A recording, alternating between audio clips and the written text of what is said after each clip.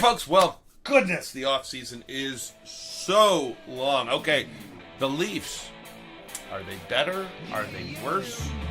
You know what? We're going to try to break it down for you right here on the OZone.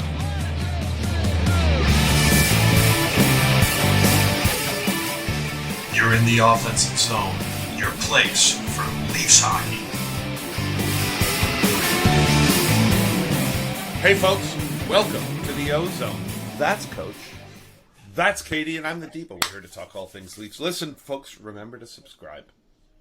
Ring the bell, never miss any content. Also, share the video. It helps us add to our subscriber base. And leave a comment. You can't imagine how much that helps us. Listen, we listen to your input. We take it seriously. It drives the content. Okay. So, let's be clear. This offseason really started way back in May, much to our chagrin. And Shanahan kind of offered his continued support for Dubas and Keefe. They're going to roll it back. So, the Leafs have kind of rolled it back. They're not quite done this offseason yet. We have some work to do. Obviously, we have a pending RFA out there. We're a little bit over the cap. So, there are some more things that are going to happen. And we're going to break it down. We broke a lot of that down right here. So if you want to click here, you can go back and look at that video. But today, we're going to try to figure out whether or not we're better than we were last year. Katie, what do you think? Are the Leafs better now than they were when they finished the season?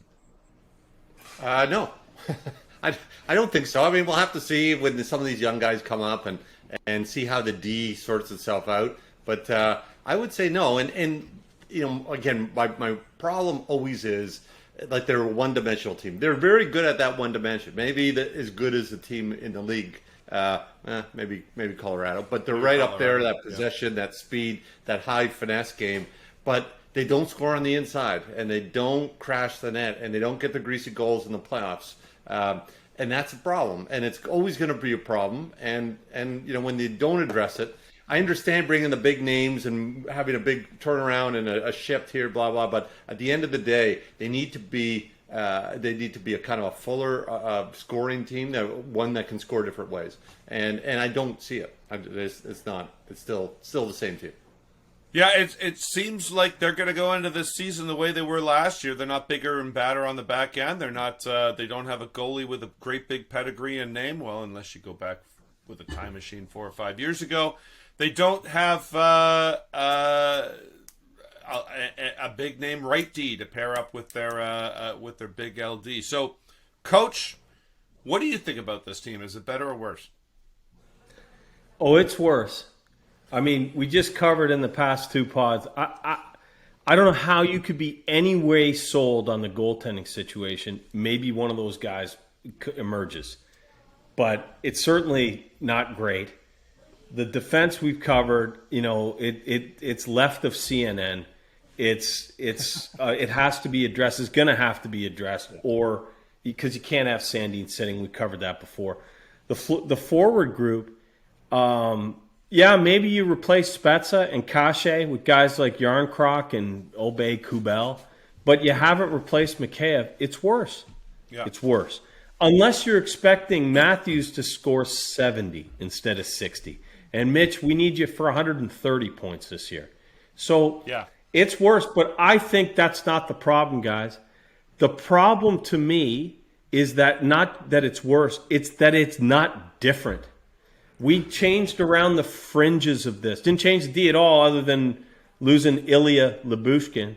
But we changed around the fringes. It's still the same team with the same DNA. And I think if you ask around the league, they're not a hard team to play against. And it drives me crazy. We're going to talk about the rest of the division and the conference. And like it or not, they may be better, they may be worse, but they all changed. They all tried something.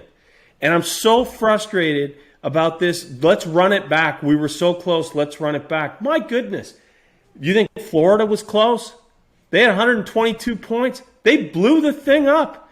And we're content just to dabble around the edges.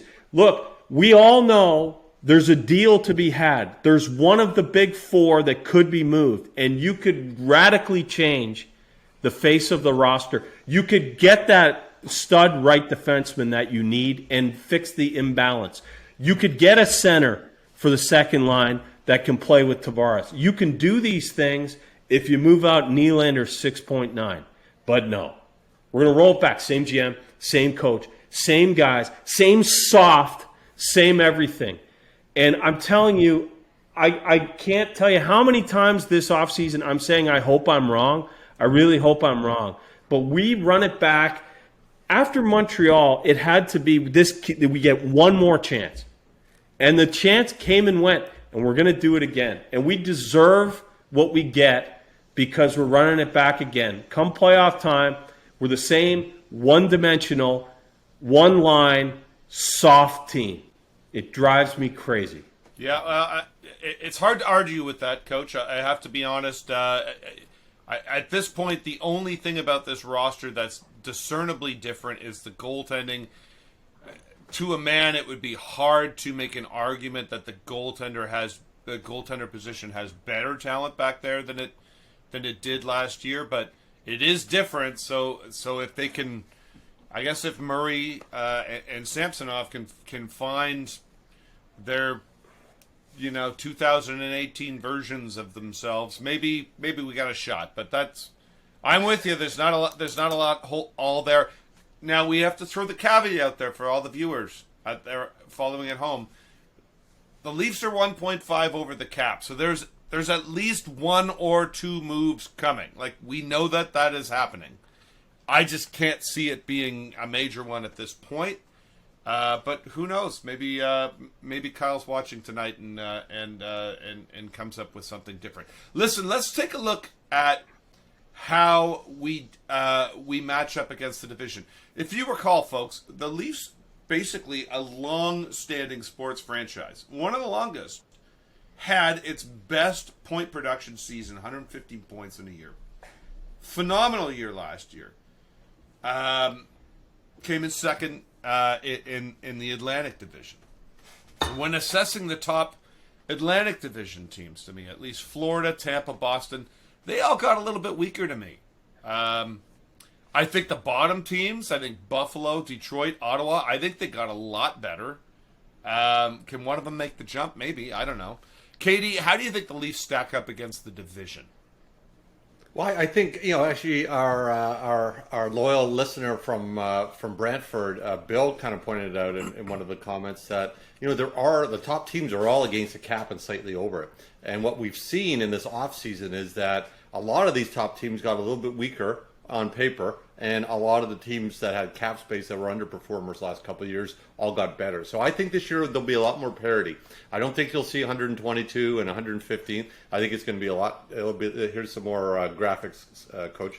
It'll be a lot tighter in that range, which is probably favors Toronto. I still foresee their special teams being as good as there is in the league. And I think that gets you through. The goaltending is the big key. Obviously we need someone to be able to stop the puck through a certain stretch, and then we go and we see what we can do. But certainly, I think it'll be I think there's just a lot of question marks going forward. Now I do think some of the other teams are the same way. Tampa Bay guaranteed are worse. Like they just weren't able to sign and they're worse. I look at that Carolina team and I'm still not convinced it's better. It's certainly different. And Florida, on paper, I think is worse, but different. They're going to be different and heavier to play. And obviously, Kachuk's is going to make things tougher for people. I think the Rangers are maybe the one team that was solid last year that are legitimately better. So I think that's kind of how I see it. But I think Detroit's going to be dangerous. Buffalo's going to be very dangerous. And watch out for Ottawa, too, in that division. And I have a feeling New Jersey's going to be better, too. So I think I think there's not going to be any of those easy games, and it's going to be about staying healthy, having some depth, and getting your special teams going. Sure, and it always is. Listen, Katie, you brought in some other teams outside the division. You started talking more about the conference, and that's the natural place to go. I will say this. The Leafs had 115 points last year, and they were not strong against the bottom feeders of the division. They lost to Buffalo many times. They lost a couple of they just gave up against Montreal in a bunch of games. So there was a lot of winnable games that they left on the table last year.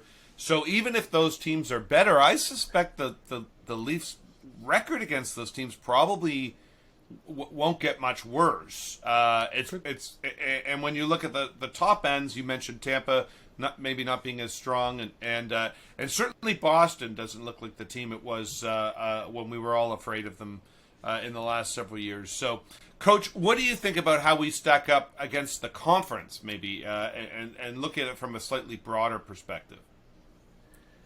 Well, I hate to sound like a broken record, but when I look at the rest of the conference and the top teams in the conference and what they've done, and even some up-and-comers like Buffalo, especially Detroit and Ottawa, yes, I see teams with leadership that's not afraid to change. So, Kev, you mentioned Carolina. They've had a fairly good makeover. They managed their cap a lot better. They were able to pick up Pacioretty for nothing. That's a big pickup. You could argue Brent Burns versus D'Angelo. I think most people think Brent Burns is a little better, but that's fine. They've changed. They've changed. Their roster has changed. They've made significant changes. Same with Florida. Conventional wisdom says Florida is worse, right? I mean, you get Matthew Tkachuk and you give up a lot. Give up Weegar and Huberdeau. But, hey, what have you been talking about, Kev, all year? You got to be able to score inside. They got a power forward for that. They had 122 points, way more than anybody else. And here's what they did. They fired their coach. Guy wins the President's Trophy. Not good enough. We didn't get past Tampa in the second round. I'm going to fire our coach. Oh, and let's revamp the roster. Let's send out a top 4D and a guy who had 115 points to bring in a guy who probably doesn't help us as much during the season. But he makes us a tougher team in the playoffs. What did we do? Adam Gaudette. It's perplexing to me. Look, we didn't have Huberdeau to throw at Calgary. But I'll tell you what, William Nylander has a lot of value. I'm back on this. If you want to make a big swing, he's the guy. He's really the only guy. I don't think you're moving Mitch Marner anymore. I was on that after him and his dad, the way they negotiated. But, man, back-to-back years, that guy's pretty solid. Plus, he's our best defensive forward if Matthews isn't. So you can't move him. Tavares isn't going anywhere. So and Riley just signed. He's not going anywhere. So of the big guys, if you want to make things over, which I believe is not only preferred, but necessary, that's a guy that has to go. Agreed. Yeah, it looks to me like this team is setting themselves up to be buyers at the deadline and then hopefully adjust their identity then. We'll see if it works. There you have it, folks. It's not over. There's more to come this offseason for sure. The lineup is far from settled. We're on it. We're going to continue to report back. Listen, we'll report back right here on the OZone.